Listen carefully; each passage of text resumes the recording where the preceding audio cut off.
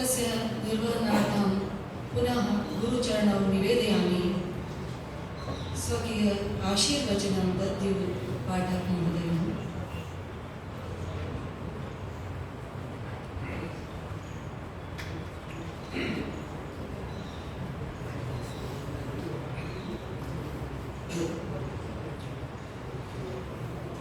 अज्ञानतिमिरान्धस्य ज्ञानाञ्जनशलाकया चक्षुरुन्मीलितं येन तस्मै श्रीगुरवे नमः।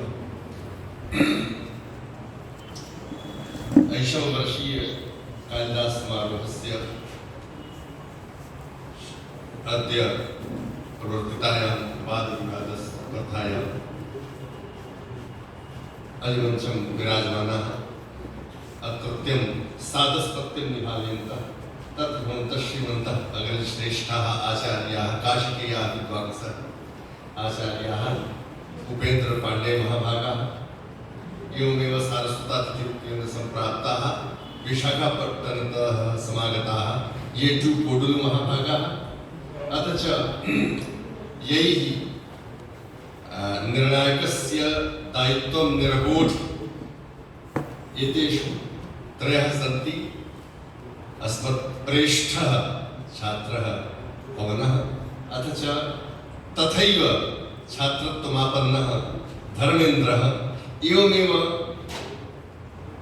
तस्यां श्रेण्यामेव सन्तिष्ठन् सन्तोषः अथ च अलिमञ्चं विराजमानः अस्मत्सुहृच्छ्रेष्ठाः वस्तुतः अनुजाः साचिव्यं निभालयन्तः आचार्याः शैलेन्द्र कुमार शर्मा महाभागाः एवमेव भगिनी अत्र मनीषा या सूत्रधारत्वमुत्पन्ना दृश्यते। अस्मत्पुरतो विद्यमानाः नाना देशेभ्यः समागताः अत्रत्याश्चापि विद्वांसः विदुष्यः प्रियांसः छात्राः छात्रेश्च। अयम् उपक्रमः संस्कृत वाद विवाद स्पर्धायाः यः उपक्रमः भवत्यत्र मन्ये षष्ट्यधिकवर्षेषु प्रवर्तमानेऽस्मिन् कालिदास समारोहे महत्तमः अयम् उपक्रमः अभवदिति भवति भविष्यच्च। यतोहि अस्मिन् प्रक्रमे देशस्य नानाभागेभ्यः समागताः शास्त्रैकधिषणाः विद्यार्थिनः आगच्छन्ति। अद्यतनीयाः अध्यक्षमहोदयाः उचुः एते खलु द्व्यशीत्युत्तरैकोनविंशतिशततमे ख्रीष्टाब्दे अत्र मञ्चमं सम्प्राप्य पुरस्कारं गृहीतवन्तः। तस्मिन् 81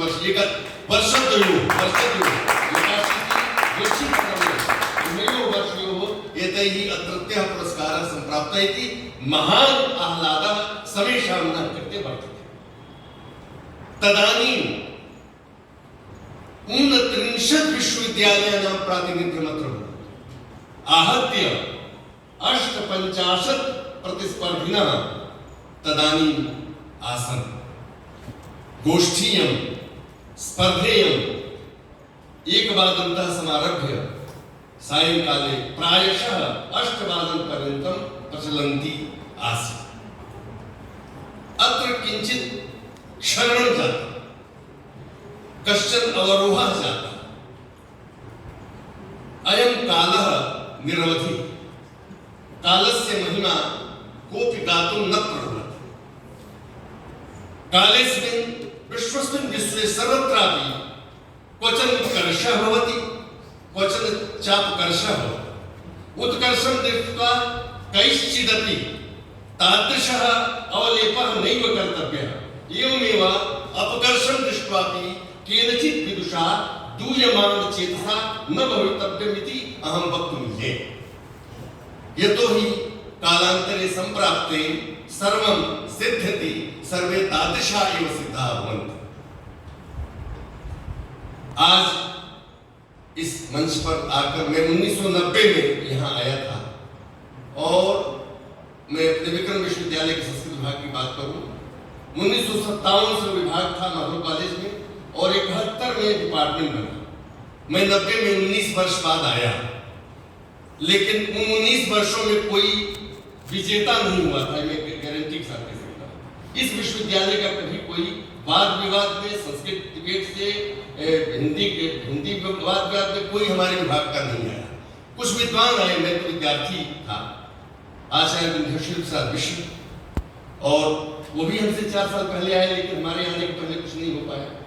मैं भी आया तो थोड़ा सा मैं प्रतिस्पर्धी किस्म का व्यक्ति रहा हूँ, जो काम दे दो, जहाँ दे दो, कोई भेद नहीं, चाहे अंग्रेजी हो, चाहे हिंदी हो, चाहे संस्कृत हो, चाहे कुछ और भी, बंगला नला भी हो, तो थोड़ा बहुत काम चला लेते हैं।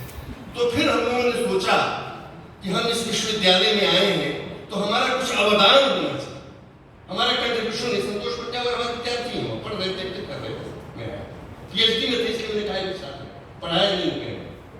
तो हमने सोचा कि इसके लिए प्रयास में जो कमी बता रहा हूँ, कमी विद्यार्थियों की नहीं है, कमी हम अध्यापकों की, ये मैं कहना चाहता हूँ। गलती हमारी है, हम निश्चित हो गए हैं। मित्रों, मैं आपको बताऊं कि 90 के बाद से हम 1 महीने, कालिदास समारोह होने के 1 महीने पहले चयन करते थे विश्वविद्यालय, 7 जिलों का विश्वविद्यालय हुआ करता था, तो वहां से हम विश्वविद्यालय महाविद्यालयों की टीमें बुलाते थे और उन टीमों में 2 को चुनते थे, यानी प्रातिनिध्य विक्रम विश्वविद्यालय का होता था, संस्कृत अध्ययनशाला का प्रातिनिध्य नहीं होता क्योंकि नेशनल होती है। और उसके बाद हमारा न कोई दिन होता था, न हमारी कोई रात होती थी। ये कौन प्रमाण है? ये हमारे घर, यूनिवर्सिटी खुली है, यूनिवर्सिटी बंद है, हमारा कोई व्यक्तिगत काम नहीं है। कालिदास समारोह होने तक एक ही काम है कि गा के सिखाओ, रिकॉर्डिंग सिखाओ, श्लोक पाठ के लिए हिंदी डिबेट सिखाओ, संस्कृत डिबेट सिखाओ। इन लोगों को याद होगा, खड़े होकर बोलो, नहीं इस शब्द का उच्चारण ऐसे करो, इसको ऐसे करो, यह करते हुए ऐसे हाथ करो, ये करते हुए ऐसे सिखाया। फिर ये लोग फोटो, ये इतना मोबाइल का जमाना नहीं था, हमारी रिकॉर्डिंग करते थे, ये लोग रिकॉर्डिंग करते थे शब्द में, और रिकॉर्डिंग लगातार सुनते थे, फिर भी आके चाटे पाते थे। हम लोग से कई चाटे पाए हैं कई बार। अगर किसी शब्द का कहीं, क्योंकि हम लोग व्याकरणिक धी, हम लोग कहीं भी क्षमा नहीं कर पाते हैं अशुद्धि को, संस्कारित च्युति। तो इतना करके और तब एक स्थिति आई कि 1 दशक तक हमारा विभाग पूरे भारत पर राज किया। हम पर आरोप लगे, खुले मंच पर ले जाओ हमारे बच्चों को, खुले मंच पर करो। और खुले मंच पर कई साल 2001 और 2002 में पवन व्यास यहाँ का शीर्ष दी। पूजा चतुर्वेदी बैठी थी, ये पक्ष है वो विपक्ष है। अब हमको कुछ, हम लोगों को अपने शब्द याद आए, बच्चे बोल रहे थे, तो उस समय के स्क्रिप्ट विंध्यश्री प्रसाद मिश्र स्क्रिप्ट लिखते थे, स्क्रिप्ट लिखना उनकी जिम्मेदारी थी, और हाव भाव और प्रकट करके कैसे बोला जाए, कैसे करवाया जाए, ये मेरी जिम्मेदारी थी। आज महेश व्यास मेरा विद्यार्थी है, वो बोलने से कमजोर था पढ़ने में, वो BMS किया, MA किया, फिर MA किया, फिर PhD किया, मेरे अंदर PhD किया आयुर्वेद में, फिर PhD किया वो चिकित्सा शास्त्र में, और जब गया तो चरक संहिता पढ़ने में से आया। आप सोचिए, ये मेरे विद्यार्थी, ये मेरा धन है, ये मेरी कमाई है, पैसा नहीं कमाया, बैंक में जाकर देख लो वाइस चांसलर कुछ नहीं है। 21-22 तारीख के बाद बच्चों से कहता हूँ कि चुपचाप रहना, 1 तारीख आने दो, बेटी से कहता हूँ, उसके बाद 30-20 सेंट्रल यूनिवर्सिटी भारत के 45 विश्वविद्यालय कुलपति। तो हमने ये नहीं कमाया, हमने ये कमाया, ये हमने कमाई, और इस कमाई के लिए हमने प्राण दिए। कोई माने न माने, कोई उसको रिकॉग्नाइज करे न करे, but we have devoted our full time towards creation of these students, and they are standing in the face of the whole world here. They are facing the world, they are going through all the routes, and they are being succeeded everywhere, wherever they want and wherever they proceed. ये इनकी स्थिति हुई, ये इनकी दशा हुई, तो गलती यहाँ हुई है। और हमारे विक्रम विश्वविद्यालय में तो इसमें कोई अध्यापक ही नहीं है, संस्कृत विभाग में कोई अध्यापक ही नहीं है। हम चले गए, मैं पहले गया, मेरे बाद विंध्यश्री प्रसाद मिश्र गए, उनके बाद सोमनाथ निर्णय गए, तो चले गए। और उस समय मैं यहाँ से कोई प्रशंसा नहीं कर रहा हूँ, मुंबई और दिल्ली में कहा जाता था कि भारत का सर्वोत्कृष्ट कोई संस्कृत डिपार्टमेंट है। मेरा शिक्षक बैठा हुआ है, प्रोफेसर है, खड़े हो जाओ, ये भी प्रोफेसर है, पढ़ाई, इसको साहित्य पढ़ाया है, ये भी मेरी स्टूडेंट मनीषा मेरी विद्यार्थी है, पढ़ी है मुझसे, क्लास में पढ़ी है।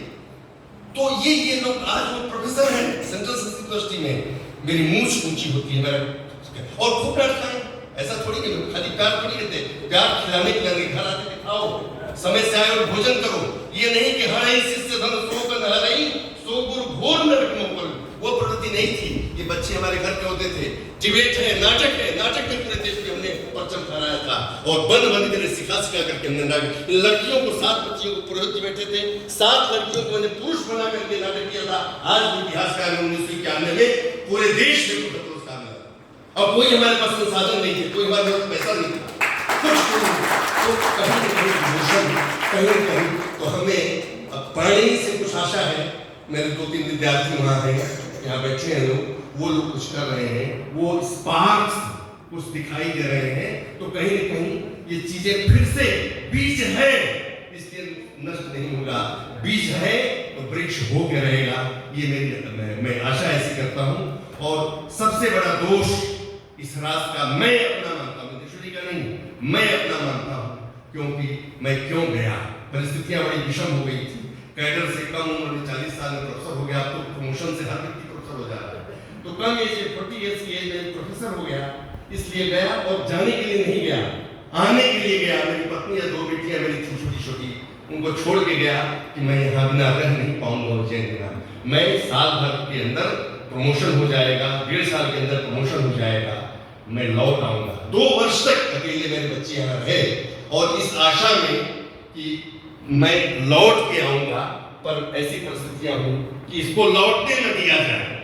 साजिशें रची गई, साजिशकार है जिन्होंने जो इससे विभाग का नष्ट कर रहे हैं, साजिशें रची गई कि प्रमोशन के लिए कॉल न किया जाए। आवेदन पत्र था, जब प्रमोशन का इंटरव्यू हो रहा तो तीनों एक्सपर्ट्स ने कहा वाइस चांसलर, तत्कालीन वाइस चांसलर से कि पाठक तो आए हुए हैं, इंटरव्यू देने क्यों नहीं आ रहे हैं? तो बुलाए नहीं गए इंटरव्यू करने, क्योंकि गया तो जाने दो उसको, लेकिन जाने का फल भी देख लीजिए और आने का फल भी देख लीजिए। तो लेकिन हम निराश, उसके बाद फिर कुछ नहीं हुआ। अब लोगों को समझ में आ गया कि व्यक्ति और व्यक्ति का डिवोशन कितना काम करता है। तो मैं बहुत कुछ टिप्पणी नहीं कर रहा हूँ, अपनी वेदना नहीं व्यक्त कर रहा हूँ, मैं केवल ये व्यक्त कर रहा हूँ कि इससे निराश होने की आवश्यकता नहीं है। आशा बलवती राजन शल्यो जेष्यति पांडव।